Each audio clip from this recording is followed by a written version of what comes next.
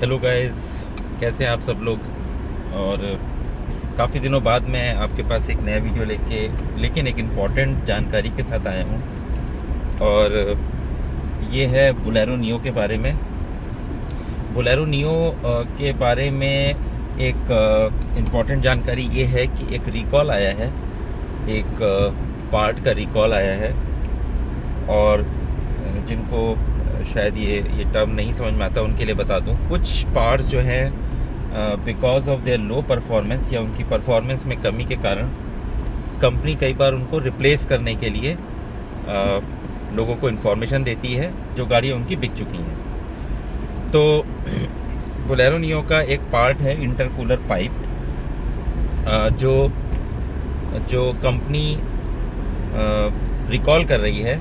इसका मतलब जिन गाड़ियों में लग चुका है उनको वापस उनके ग्राहकों से कह रही है कि वापस आइए और उसको वो फ्री ऑफ कॉस्ट बदल के देंगे, क्योंकि उसमें शायद कुछ क्वालिटी इश्यूज़ हैं जिसको कंपनी ने अब बाद में आइडेंटिफाई किया है और उसे अब वो रिप्लेसमेंट के लिए जितने भी कंज्यूमर्स हैं जिन्होंने गाड़ी खरीद चुके हैं उनको ये इन्फॉर्म कर रही है। लेकिन ये एक अजीब सी बात है। इसमें भी इनकी कुछ कैटेगरी, मेरी उनसे बात हुई तो इसमें 3 कैटेगरी होती हैं। एक तो शायद रेड कैटेगरी है, जो पार्ट्स इमीडिएटली रिप्लेस होने चाहिए because of severity of ride quality और बिकॉज ऑफ सेफ्टी एस्पेक्ट। तो उनको तो कंपनी फ़ोन करके कंज्यूमर्स को, जो गाड़ियाँ बिक चुकी हैं उनको फ़ोन करके इन्फॉर्म करती है और वो तुरंत से तुरंत एज सुन एज पॉसिबल उनको रिप्लेस करने का प्रॉमिस करती है और उनको रिप्लेस करके देती है। दूसरी कैटेगरी है वो ऑरेंज कैटेगरी है, जो इतनी इम्पॉर्टेंट नहीं है, मतलब उनकी सीवियरिटी इतनी ज़्यादा नहीं है कि वो इमीडिएट रिप्लेसमेंट मांगती हैं। बट हाँ, फॉर स्मूथ राइडिंग या क्वालिटी एस्पेक्ट से, क्योंकि वो रिकॉल कर रही है, इट मीन्स कि उनको रिप्लेस करना है और उसके लिए वो अपने ग्राहकों से उस रिप्लेस करने के लिए प्रॉमिस कर रही है और रिप्लेस करेगी। लेकिन इस कैटेगरी या ऑरेंज कैटेगरी के लिए कंपनी कंज्यूमर्स को कॉल नहीं करेगी। तो ये बड़ा अजीब सी बात है। मैंने उनसे पूछा कि आपको तो कॉल करना चाहिए था। तो जब भी आप सर्विस के लिए जाएंगे या जब भी आप किसी वजह से कांटेक्ट करेंगे शोरूम या सर्विस सेंटर, तब वो आपको बताएंगे, ऑटोमेटिकली उनके सिस्टम में है। जब आप वो डालेंगे तब वो बताएंगे हाँ जी एक रिकॉल भी आया हुआ है और अगर वो पार्ट वहाँ पे अवेलेबल है तो उसको रिप्लेस कर देंगे। तो ये इंटरकूलर जो पाइप है वो उसका रिकॉल आया हुआ है बोलेरो नियो की गाड़ी में। तो सारे ही लोग जिनके पास बोलेरो नियो है, जो हमारे सब्सक्राइबर्स हैं, उनके लिए इन्फॉर्मेशन है, इट्स वेरी इंपॉर्टेंट। और इसके लिए आपको नियरेस्ट सर्विस सेंटर पे जाना पड़ेगा, उनको बताना पड़ेगा कि ऐसा रिकॉल उनकी जानकारी में आया है और इसको तुरंत से तुरंत रिप्लेस करें। तो आज मैं भी सर्विस सेंटर ही जा रहा था। इसमें 2 इश्यूज़ थे। एक तो अच्छा, दूसरा एस्पेक्ट जो है वो जो सेकंड की है उसके बारे में बता दूं। इसमें I think I am very much disappointed with the services of Mahindra. आपको याद हो जब आपने गाड़ी खरीदी तो आपको एक ही चाबी मिली होगी। ये मैं उन सभी कंज्यूमर्स के लिए कह रहा हूँ जिन्होंने गाड़ी 2021 या 22 में ख़रीदी है।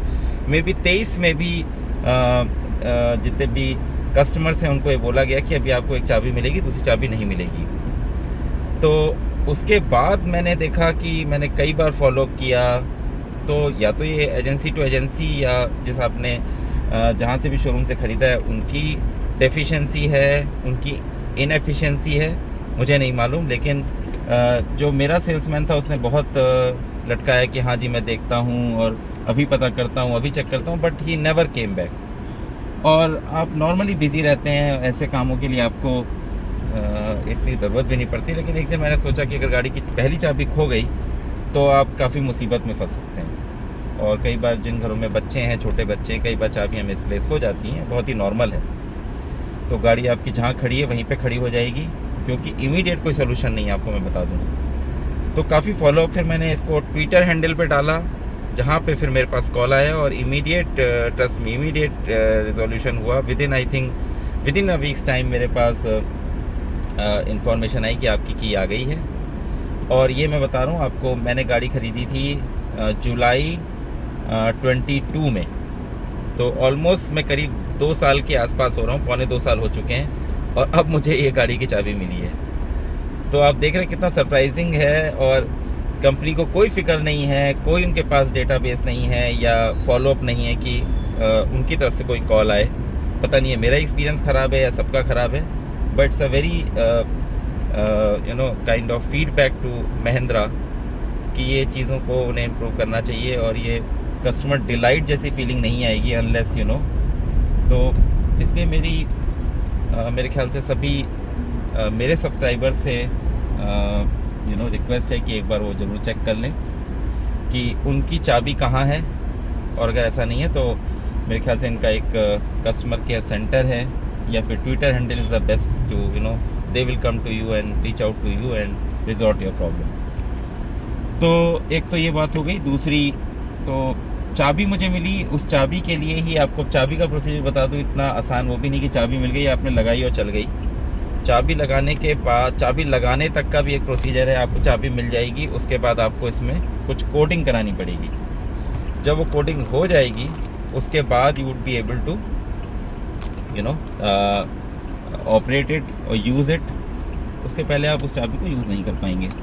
तो कोडिंग के लिए ही एक्चुअली मैंने कस्टमर केयर या अपने सर्विस सेंटर में संपर्क किया, जहाँ पे मुझे ये बताया गया कि आपकी जो चाबी है उसमें कोडिंग होगी और कोडिंग में भी आपको बता दूं कम से कम 2-2.5 घंटे लगते हैं, जैसा उन्होंने बताया है। और वहाँ पे मुझे पता चला कि आपको जो है एक इंटरकूलर का पाइप जो है वो रिप्लेसमेंट के लिए, रिकॉल के लिए आया हुआ है। और तब मुझे सारी जानकारी पता लगी, तो मैंने सोचा आपसे शेयर कर दूँ। बाकी मेरी गाड़ी करीब 22-23 हज़ार किलोमीटर चल चुकी है और ऐसी कोई प्रॉब्लम नहीं है। शुरू में एक क्रूज़ कंट्रोल की ज़रूर प्रॉब्लम आई थी। आई थिंक मैंने उसके लिए भी आपको इस वीडियो में अपडेट किया था। क्रूज़ कंट्रोल कभी लगता था कभी नहीं लगता था, जिस उन्होंने फ्री ऑफ कॉस्ट उसको रिप्लेस करके दिया। तो ऐसे इश्यूज़ आते हैं, आपको थोड़ा सा विजिलेंट होना पड़ेगा। क्रूज़ कंट्रोल को ज़रूर चेक कर लीजिएगा कि वो प्रॉपरली काम कर रहा है कि नहीं कर रहा है। ये सब छोटे मोटे इश्यूज़ हैं जो अभी भी महिंद्रा की क्वालिटी को बाकी इंटरनेशनल कार या बाकी जो इंटरनेशनल कंपटीटर्स हैं, चाहे आपका किया हो गई या आपकी हुंडई हो गई या सुजुकी हो गई, उसके अटपार अभी भी खड़ा नहीं कर पाते। तो मुझे लगता है महिंद्रा को अभी भी क्वालिटी सुधारने की ज़रूरत है। इनकी गाड़ियाँ बहुत अच्छी हैं मैं कहूँगा, और रियर व्हील ड्राइव में आपकी बोलेरो नियो एक बजट फ्रेंडली ऑप्शन है। और मुझे लगता है इस रेंज में कोई भी रियर व्हील ड्राइव में आपको गाड़ी नहीं मिलेगी। इसका अलग ही मज़ा है चलाने का।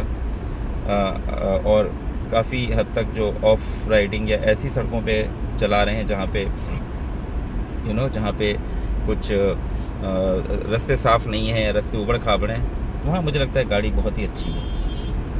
और बाकी मैं कई बार आपको फीडबैक इसका दे चुका हूँ, क्योंकि 20-25 हज़ार किलोमीटर काफ़ी होते हैं गाड़ी को अच्छे से समझने के लिए। तो वो मैंने इसको टेस्ट राइड भी अच्छा किया और जब लेते वक्त, लेकिन उतनी जल्दी आपको समझ नहीं आएगा। तो मुझे लगता है काफ़ी हद तक जो कस्टमर्स हैं वो एक फ़ीडबैक पे ही ख़रीदते हैं, विच इज़ वेरी गुड। और आजकल जिस तरह सोशल मीडिया है और बहुत सारे चैनल्स हैं, यूट्यूब है, वहाँ पे आप जेन्युइनली चेक करके लोगों का फ़ीडबैक लेके गाड़ी ख़रीद सकते हैं। तो दोस्तों मैं फिर यही रिकमेंड करूँगा कि गाड़ी काफ़ी बल्की है, भारी है, और अगर आपको एवरेज चेक करना है तो एवरेज भी मैंने कई सारे मैं तो कहूँगा कि मुझे लगता है कई राउंड में मैंने कई बार मैंने टैंक टू टैंक फिल करा के गाड़ी को गाड़ी का एवरेज चेक किया है। और अब जाके मुझे लगता है 10-15 हज़ार किलोमीटर के बाद एवरेज इसका 13-13.5 के आसपास आ पाया है। लेकिन अदरवाइज़ इसका, और मेरी ड्राइविंग भी थोड़ा ऐसे समय होती है जब फुल ट्रैफिक होता है, बम्पर टू बम्पर गाड़ी चलती, तो मुझे लगता है कि फिर भी 14 या मुझे लगता है 14 से ज़्यादा किसी का एवरेज आता हो तो वो ज़रूर इन्फॉर्म कर सकता है, क्योंकि इतना एवरेज आई डोंट एक्सपेक्ट कि इतनी भारी गाड़ी, इतनी बल्की गाड़ी के लिए हो सकता है। क्योंकि आप देखिए सुजुकी या बाकी गाड़ियों में जहाँ एवरेज अच्छा है, वो बिकॉज ऑफ टेक्नोलॉजी है या नहीं मुझे पता, लेकिन गाड़ियाँ उनकी काफ़ी हल्की हैं if you compare with Mahindra की कोई भी गाड़ी। और रियर व्हील ड्राइव में डेफिनेटली आपको बताऊं तो रियर व्हील ड्राइव में पावर लॉस होता है because of transfer of power from front side engine side to the back side, ये डेफिनेटली होना ही है। तो इसलिए भी आपकी थोड़ी पावर जो है वो आपका जो एवरेज है वो थोड़ा कम आता है। तो दोस्तों आज के लिए इतना ही, और इसके साथ ही मैं आपसे अलविदा लेता हूँ और फिर एक किसी नए वीडियो के साथ आऊँगा और यूज़फुल इन्फॉर्मेशन के साथ। तो मैं अपने सर्विस सेंटर पहुँच चुका हूँ और आज देखता हूँ मैं, और आपको इसके बारे में भी अपडेट करूँगा कि कैसा एक्सपीरियंस रहा मेरा। इस सर्विस सेंटर का भी मैंने आपको एक अपडेट दिया था, एक फुल वीडियो इसके ऊपर बना हुआ है। इसके अलावा बहुत सारे और भी वीडियोस हैं जो इस चैनल पे पड़े हुए, काफ़ी यूज़फुल हैं इंफॉर्मेशन के लिए। हाँ जी, तो thank you so much for watching my video. आप इसको सब्सक्राइब कीजिए, लाइक कीजिए और ज़्यादा से ज़्यादा शेयर कीजिए। Thank you so much, bye bye, मिलते हैं फिर।